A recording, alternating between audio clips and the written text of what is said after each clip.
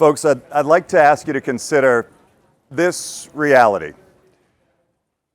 Sitting at the top of our lives are the results of all that we've created.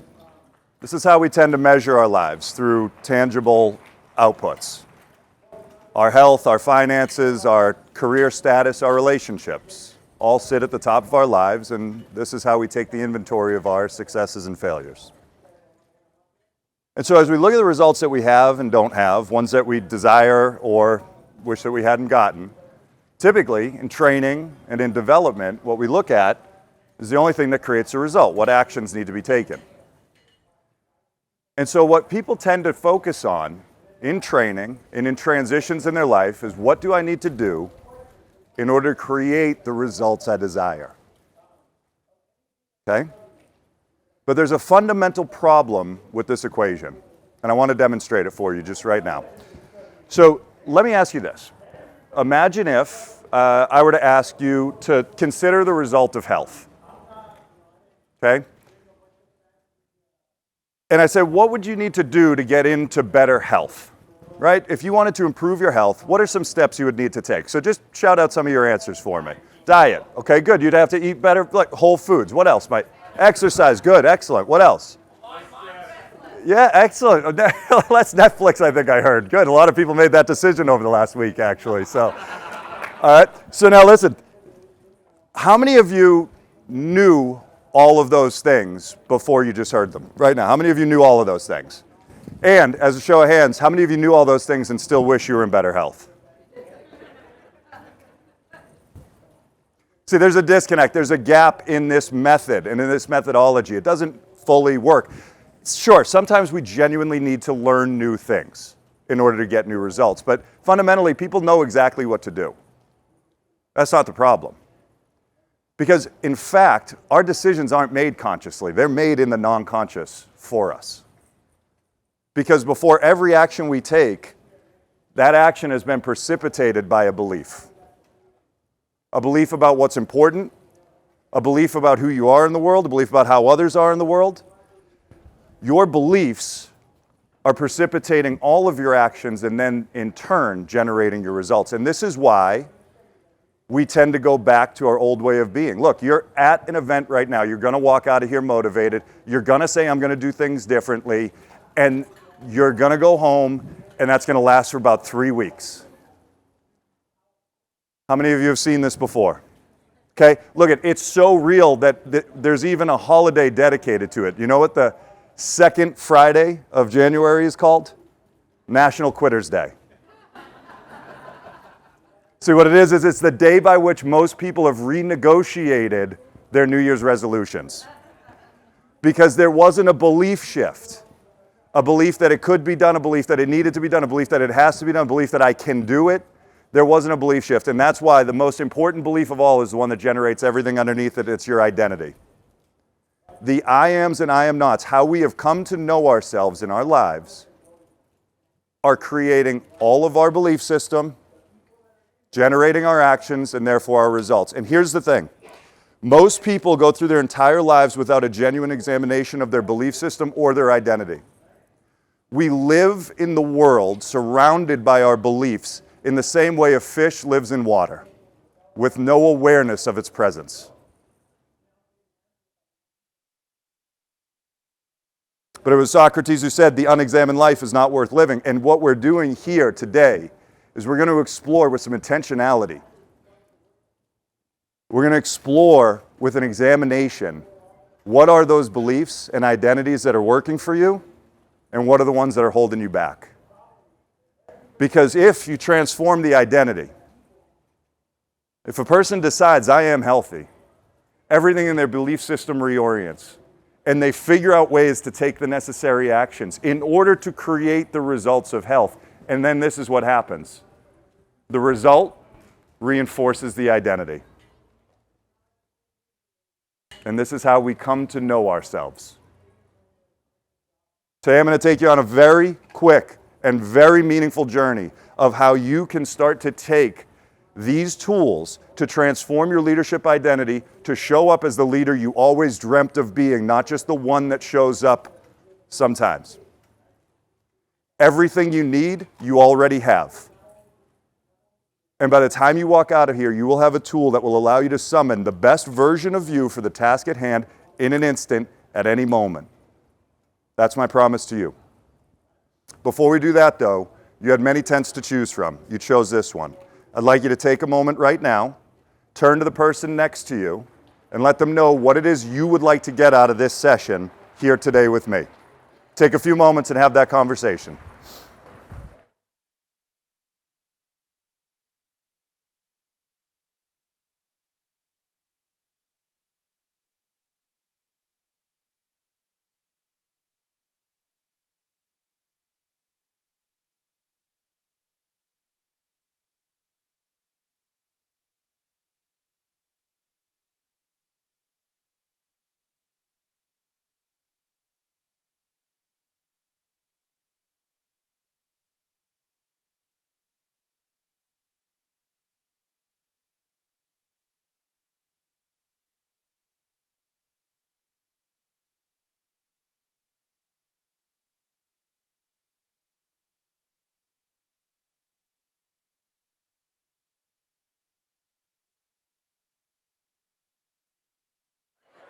All right.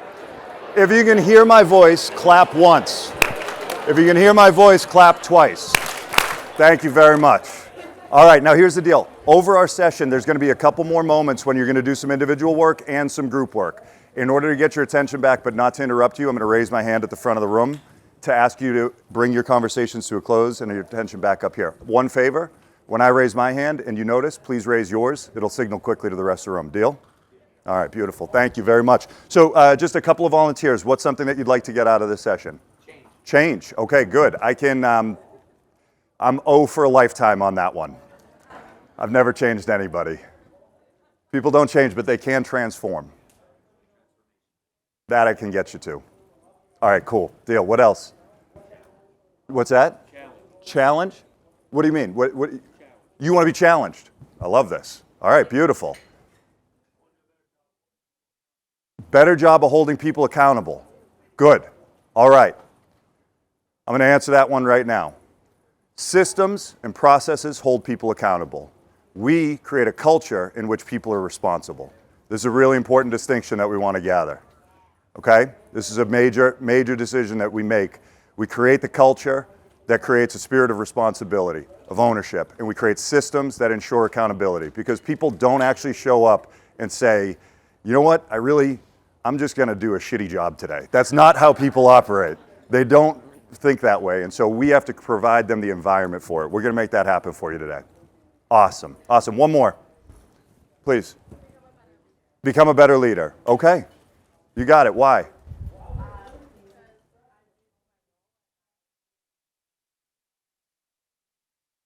Good. Good. Before we leave here, we're going to talk specifically about inspiration. Specifically about inspiration, so that we got you covered. Okay, perfect. So thank you. I appreciate you coming with intentionality, and you're going to understand in a minute why intentionality is so important to actually finding what you want. So here we go. The model that I operate in is called the ethical influence model, and it exists in 4 quadrants. 4 quadrants. The first is the development of awareness of self. Second is then the ability to influence self. Third, the awareness of others. And fourth, finally, influence of others. Now, you can imagine most leaders, most people walk into moments like this really interested in that 4th quadrant. How do I get people to do what I say? You don't get to start there. It's in the awareness of self that we must begin. So, when it comes to awareness of self, I'm going to ask you to just play along with me for a moment. I want you to take your hands and just hold them up like a triangle right in front of you, and I just want you to look right at me. All right? Now, what this triangle represents is your state. Now, what a state is an emotional state, a mental state, a physiological state, right? So a state of being. There are many, many different types of states, and we usually describe them in the terms I am. How are you? I'm great. I'm hungry. I'm frustrated. Go ahead and put it away for a moment, but we're going to take it back out again, okay? So here's the thing. At any point in time, whatever your state is creating the lens through which you're experiencing the world around you. Okay, so when you're hungry, you're not the same person as when you're satiated. When you're tired, you're not the same person as when you're fully rested, right? This makes sense? When you're frustrated, you may not show up quite as patiently. So these are the variations of state. The problem is what we tend to do is we allow circumstances to dictate our state. I'm frustrated. Why? Traffic. I'm annoyed. Why? A bunch of people showed up late. So now they did it, and this makes me how I am. But think about how powerless that way of being is. What if instead you could choose your state? What if instead, through some simple ingredients, you could choose each and every moment of your day and of your life to show up as the version of you for the task at hand, the version of you you most want to be? State is a transient version of your identity. It's one part of it. And your job is to decide which ones you're going to call to the foreground when you need them. So let me show you how. We're going to deconstruct it so you can reconstruct it. 3 critical cornerstones of state. The first is focus, visual and mental. So here, listen to this. What you focus on, you find. What you focus on grows bigger, and what you focus on, you become. Now, this isn't just a philosophy, this is science. And it's called the reticular activating system. It's a mechanism that lives inside the brain. And its job, besides handling all of your basic functions like breathing and goosebumps and consciousness and everything else, is to in fact find information that's important to you. Here's how powerful this thing is. Your non-conscious is processing 11 million bits of data per second. Meanwhile, your conscious mind can handle a maximum of about 50 bits of data per second. We think we're making our choices for us. We're not. They're all being made in the non-conscious, like I said earlier. And it's the reticular activating system that's the most important mechanism in your life. So here's how this thing works. I want you to think back to the last time you bought yourself a new car. You shopped for a car, you picked out a make, a model, maybe a color, you got really specific about the year, and you went out, decided on the car you wanted, and you bought it. And then something magical happened on the road for the next 3 weeks. You saw your car everywhere. Suddenly, it appeared like magic, like you'd summoned it, like you were playing a game. How many different ways can I see my car? This is your reticular activating system. See, because you're intentional, because you studied this, your reticular activating system decided, hey, this must be important, and suddenly decided that out of the 11 million bits of data that it was processing, that this was important enough to make it through to the 50. I want you to think of the implications of this. Because what you focus on, you find. What you focus on grows bigger, and what you focus on, you become. So are you focused on what's wrong in your life? Because it's coming into view. Are you focused on what's wrong with others and employees? Because that's all you're telling your non-conscious to show you. The intentionality with which we utilize this tool will determine what we find. And it's one of the critical cornerstones of state. How many of you are with me so far? All right, cool. So here's the deal. How do we shift that? How do we shift it? Through our language. Through our language. Language internal and external. That which is thought and spoken.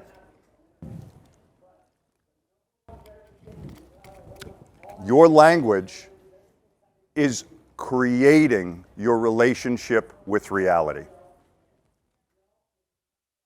The moment you name something, you give it a job to do. I'm going to say that again. The moment you name it, you give it a job to do. The minute you call something a door, what's its job? Open and close. The minute it fails to open and close, what kind of door does it become? Yeah, well, whoever said piece of shit, that's perfect. All right? Because you just gave me my segue, all right? Because we do the same thing with people. We do the same thing with our employees. We do the same thing with the people we have the privilege to lead. We see what's broken in them, and then they become broken versions, and now we've given them a job to do, and we told our reticular activating system to find more evidence that that's exactly what that person is. This is why you're always right, by the way. I was right about that guy. Of course you were. You got 50 million bits of data 11 million bits of data per second helping you prove it. So, the language that we're thinking and speaking is authoring our relationship with reality. So what must we do? We must change our language if we want to change our reality. So if you want to shift your state, you got to shift your I am. Because if you're in the I am tired, all you're doing is creating more emphasis and energy around being tired. You're bringing it into focus. If you're talking about I am a failure, I am unhealthy, I am worthless, all these horrible things that we say to ourselves. And by the way, you are not alone. I want you to hear this. There was a New York Times article published where they released a study and found that human beings think 40 to 60,000 thoughts per day. Of those, 98% are identical to yesterday. And of those, 80% are negative. And why? Because we relate with our thoughts and our beliefs like fish relate with water without even considering that it's there. But with intentionality, we can shift our language and thereby shift our focus and thereby shift our state, and then we match it with our physiology. Physiology, the movement of the breath in the body. David Eagleman, the famous neuroscientist, said that the mind is translating the story, the body is telling it. Turns out that it's not just that we tend to project how we're feeling, but actually how we hold ourselves tells our brain what hormones and chemicals should be moving around. Amy Cuddy did a famous study at MIT. You will have seen her TED Talk if you've ever looked into this. And they discovered that people just holding a diminutive stature for 90 seconds saw cortisol levels, stress hormone, rise, while testosterone, which gives us confidence, dropped. Alternatively, when people stood large, tall, chin high, they saw the adverse, the reciprocal effect. Testosterone went up, cortisol went down. These are the three ingredients that create your state at any given moment. If you change any one of them, you will shift your state. How many of you are with me so far? This making sense? All right, beautiful. So, here's what I'm going to do. As you notice, this is in our first quadrant. What was our first quadrant? Awareness of self. Excellent. So now we've developed an awareness of self. The question is, what do we do with it? And so we're going to move into our second quadrant now, which is what? Influence of self. Say it with me. Influence of self. Very good. So now you move into influence of self. So now that we got the awareness, what do we do with it? Because to just say, hey, I'm in a terrible mood, and just deal with it, that doesn't work, right? We do that. We expect others to shift. We don't. So now this is about how do I summon the state needed for the task at hand. And this is where we're going to utilize your language to create your focus. So this is going to be the first part of a very important exercise. This is the tool that I promised you that you're going to walk away with here. And here's how this thing works. In a moment, I'm going to ask you to start crafting your leadership mantra. Your leadership mantra is very simple. It's going to be 3 adjectives to describe the state that you want to summon as a leader. Okay? Now, in doing this, here's what's really important. I work with people, they want to be, they may want to be influential, they may want to be patient, they want to be inspirational, transformational, they may want to be kind, they may want to be empathetic, they may want to be confident, right? You get it? Okay? These are the types of things that they may choose. You don't have to pick what you are all the time. What we want you to do is summon the values, these ways of being, that are the best version of you when you're being them. That's how your mantra begins. Kind, patient, courageous, empathetic, thoughtful, intentional. You get the idea. But I want you to choose carefully. And there's just one rule. Your I am statement cannot be dependent upon how people are receiving you. So, my dear, you don't get to be inspirational, okay? Because you cannot guarantee that you will inspire someone today. but I want you to hold on to that word. It's a beautiful word. Do you know what it means? Like the etymology of it? So spire, spiro, spirit. It literally means to breathe life into. So, stick with the word, but you don't get to be inspirational. But what can you choose to be? It's always funny how hard this one is for people to get. What is it? Someone just said it. Say it again, over here. You can choose to be inspired. See, people want to follow people who are inspired. That's inspirational. I sat with our keynotes before we got started today, and we had this exercise, and they chose who they were going to be, and I made it really clear they don't get to be engaging. They don't know that they're going to be that, but they can be engaged. Make sense? All right, folks, I'm going to ask you to take a few moments quietly, reflectively, and start crafting your I am statement. 3 adjectives summoning the best version of you, the leadership state that you would be proudest and most effective to lead in. Take a few moments individually and just start crafting this.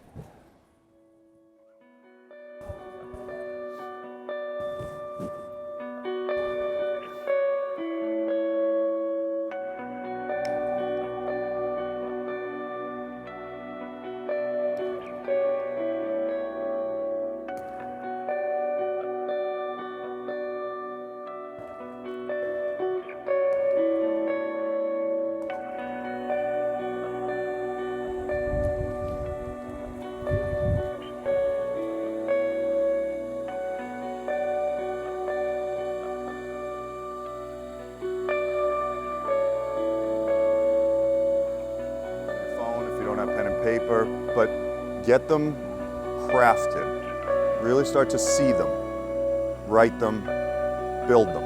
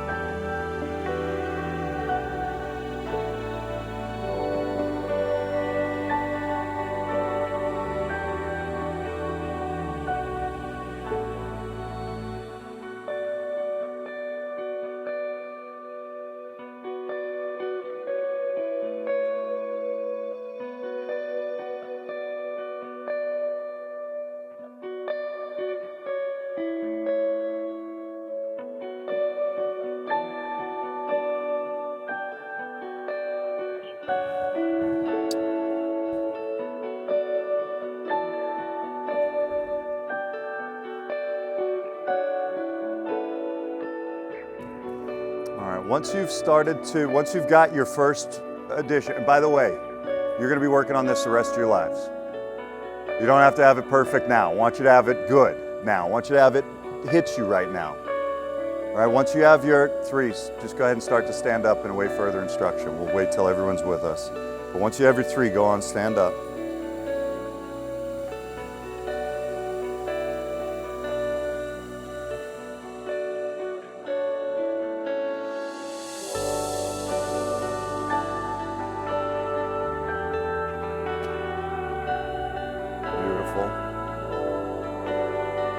Another 30 seconds.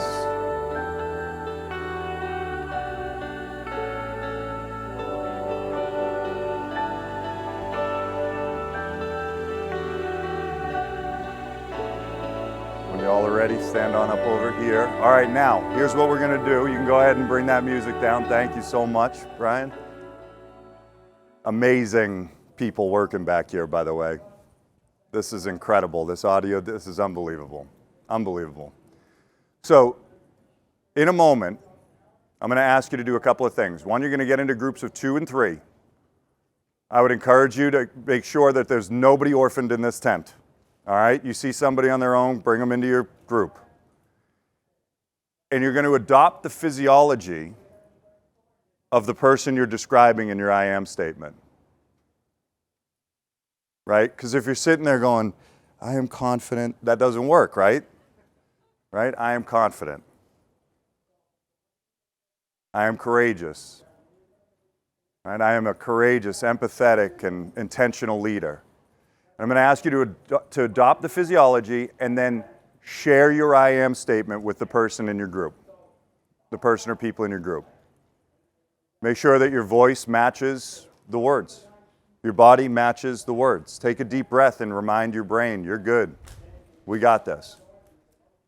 I want you to share it. Share it a couple of times. Okay? And make sure that you feel something when you share it. I'm going to ask you to do that a few times. Give it its first runs. No reading, by the way. You got it. It's 3 words. You'll remember them. All right?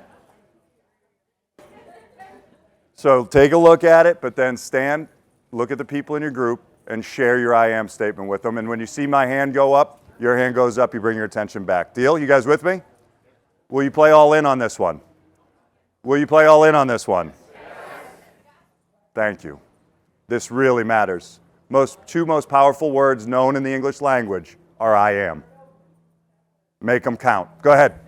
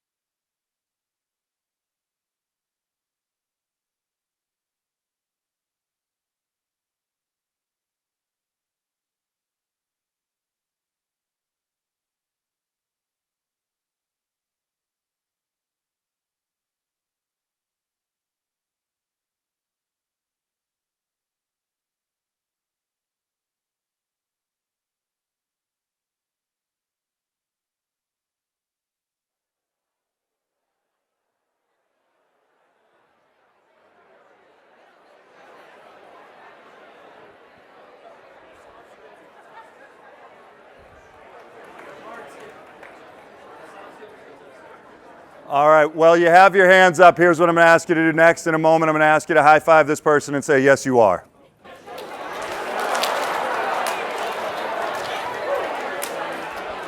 All right. Now, by the way, just take note. Remain standing for just a second. Just take note. Look at how you felt after that high five, after that, yes, you are. Language, physiology, you're in a high five, it's a celebration, something's got to be going good. Nobody goes up to someone at a funeral and says, man, I'm sorry for your loss. Right? That's not how it works. This is the power of physiology. It creates our state, okay? So you're experiencing it right now, and you just matched it with your language, and look at how fucking happy you look. All right? Very good, very good. Okay, go ahead and have a seat, but maintain that energy because it's beautiful. Now, I just want you to think about, just for that brief moment when you just summoned that, imagine if that's the person that showed up at work every day. Imagine if that's how you showed up every day for your people.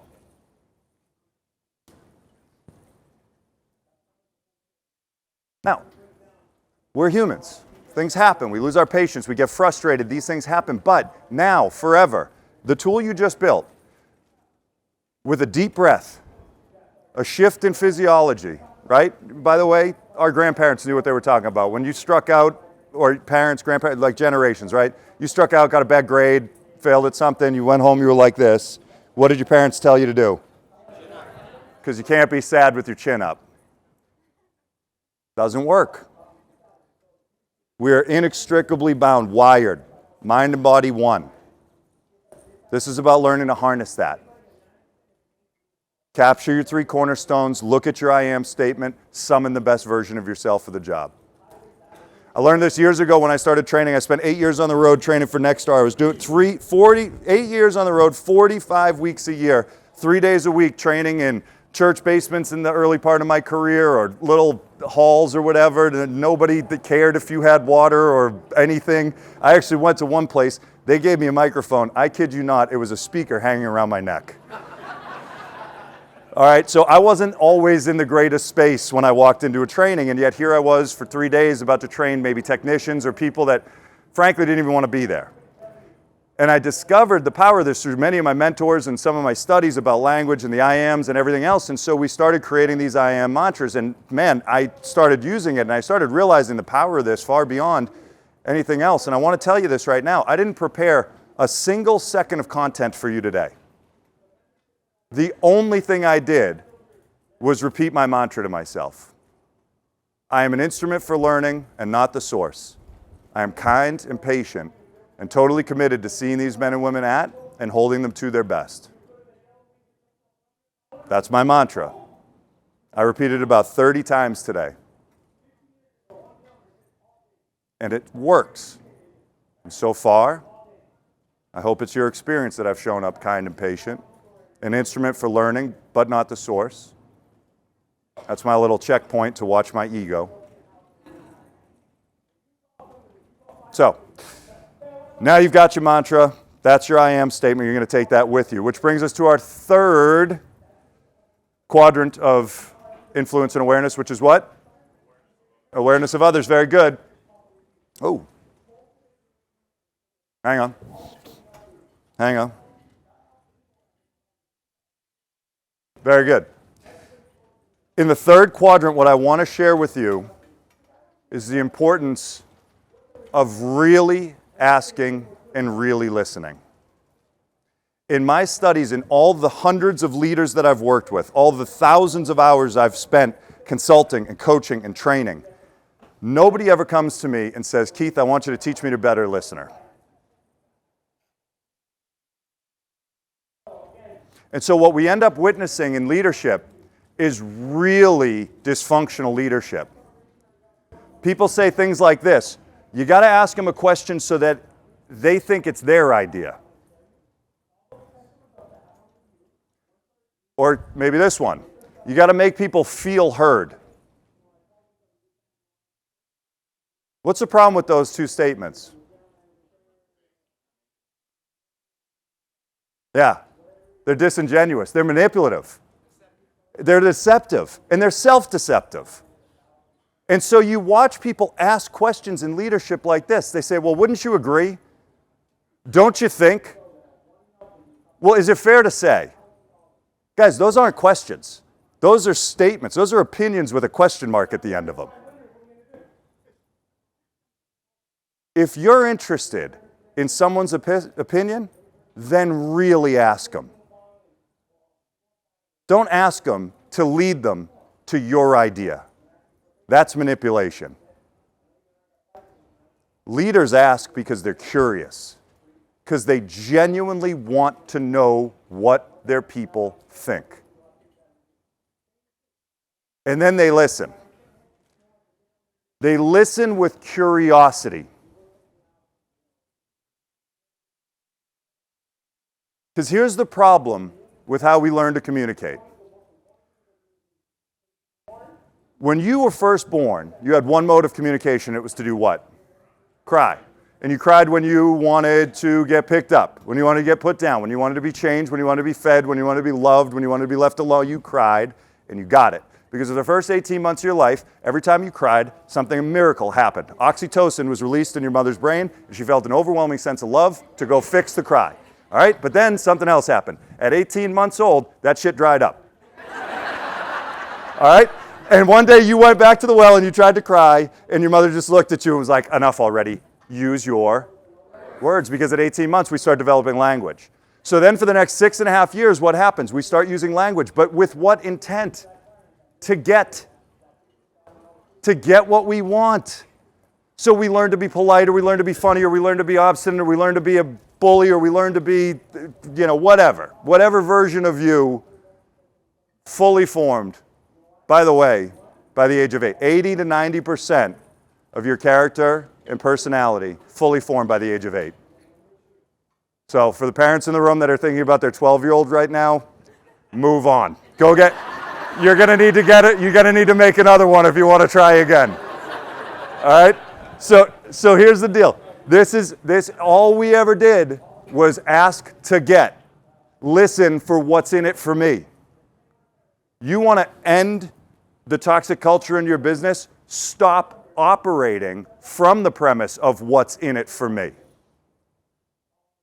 This is about a higher calling. This is about becoming contributors to the world around us. Contributors to the people we have the opportunity to lead. This is about becoming generous, becoming kind.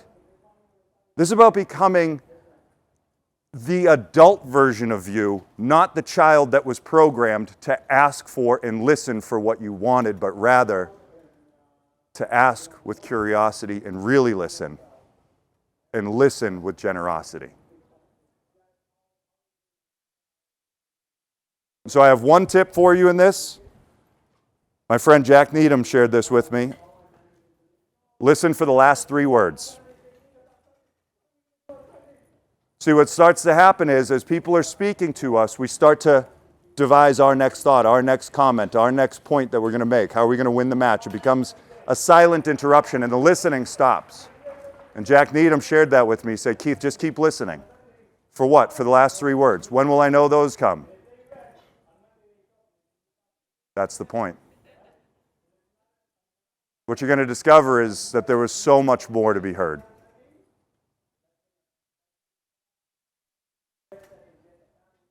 When you ask a question, really ask. And when they answer, really listen. And if you want to practice, start with the most thoughtless exchange that should be the most important exchange that human beings have every day. How are you? Most people ask without really caring, and most people don't listen to the answer. We're going to get the chance to listen to Simon Sinek a little bit later. He talks about a just cause, and I've thought about that quite a bit. And I do believe my personal just cause in this life is to usher in a world in which when people ask, how are you, they really ask. And when you answer, they really listen. You can start practicing there. Which brings us to our 4th quadrant, which is influence of others. And here's what I want to share with you. Johann Goethe said, see a man as he is, he will remain that which he is. See a man as he ought to be and could be, and he becomes that which he ought to be and could be. We already said that when you give something a name, you give it a job to do. If you want to influence your people into being extraordinary, you need to first choose to see them as such. All those years I was traveling, I was doing my I am mantras, but I was walking into rooms where people were showing up, guys that they didn't even really want to be there, and they wouldn't make eye contact, and they seemed totally disconnected, and they weren't necessarily interested in the process, and they didn't even say hello to me. And I'm sitting there going, oh, I'm kind and patient, and then I'm watching them going, I'm like, what a loser. Imagine making that entrance, right? And I'm judging people. Look at this guy. God, can you imagine that's how he showed up for this? Like, thanks a lot, as though they were doing something to me. And so I realized suddenly I was authoring people to be the lowest version of themselves. I was authoring people by labeling them. And as Goethe said, in that moment, that's all they got to be. Folks, all people get to be is as you choose to see them.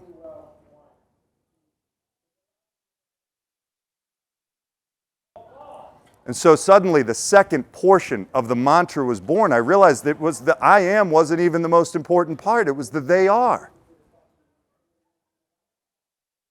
And so I authored a statement about you before I even met you. I didn't know who was going to be in this tent.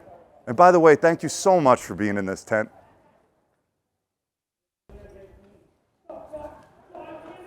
But I said, these men and women are brilliant, courageous, and in the perfect place in their lives for our paths to cross. And I have been 100% right. I believe all people are brilliant. It is my job to find in which way. I know all people are courageous because you can't survive in this life without having been scared and still done something anyway. And my friend Dan Friesen taught me, when I saw that person walk in happy to be there, perfect place in their lives for our paths to cross. And when I saw that person walk in who didn't want to be there, also the perfect place in their lives for our paths to cross. And in that, I've never been wrong. So I'm going to ask you to engage in one more, even more important exercise than your original mantra, and it's your "they are" portion of your mantra. And I want you to take a couple of moments and write down the 3 adjectives that you'll choose for your people that you have the privilege to lead. How are you going to choose to author them? Now, here's the thing. Same rule as before. See, you can't say they're excited to be here. I didn't know if you'd be excited to be here. You can't say that they're enthusiastic learners if that's not guaranteed. But I will give you one critical hack that will make whatever you say true as long as you believe it. The word worthy. These men and women are worthy of my time, my love, inspiration, support, a fulfilling career, whatever you want. You put worthy in there, you believe it, and it becomes true. Y'all clear on the assignment? Most important words you could possibly write. All anyone gets to be is as you choose to see them.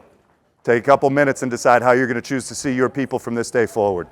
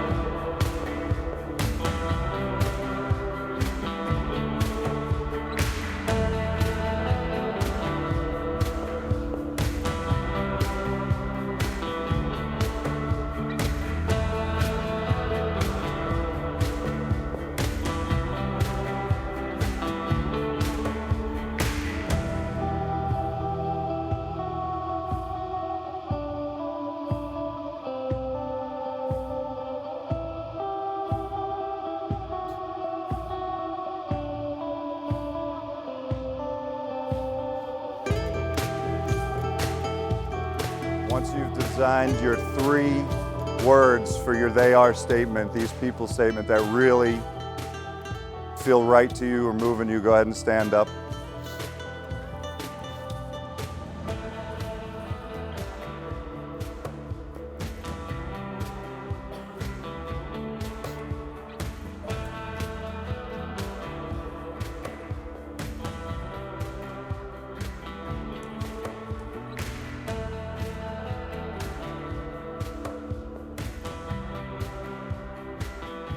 All right, in a moment we're going to play the same game. And you're going to share your statement with the people in your group. And I want you to be conscious of the same thing, the physiology, right? Think about how you're going to look and how you're going to feel as you say it about these people. Remember, it has to be undeniably true regardless of how they choose to show up. The most important words you can utter. Because as you choose to see a person is all they get to be. Go ahead and turn to the people with you and go ahead and share your "they are" statement.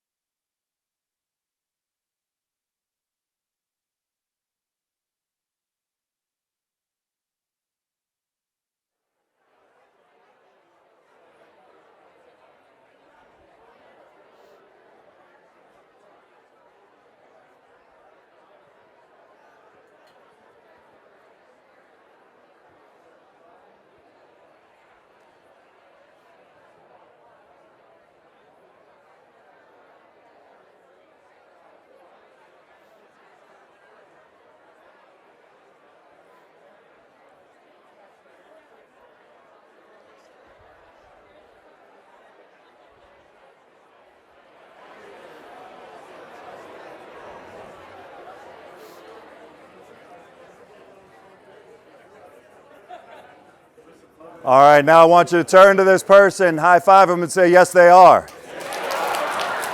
All right. Now, our time is just about up. So I'm going to leave you with these final thoughts. Go ahead and have a quick seat. Ethical influence is based on one premise. John Maxwell said it. All leadership is influence. But the question I became obsessed with asking and answering is, but how do we learn to influence people in a way that honors and serves them? And so it's those questions that I ask you to ask from this point forward. When you put a label on someone, when you think about them, when you speak to them, when you speak about them, ask yourself these two questions. Does it honor and does it serve? And I would encourage you to have the same conversation with yourself when you put a label on yourself. When you get into that negative self-thought, I want you to just have a moment and say to yourself, now hang on a second. Does that honor me? And does that serve me? There is not one circumstance I've encountered in my coaching yet in which this rule can't be applied. There's not one single interaction, no matter how difficult, no matter how challenging, in which you cannot continue to honor and serve people. But you have to have the courage to be willing to rewrite the label and to step into it yourself.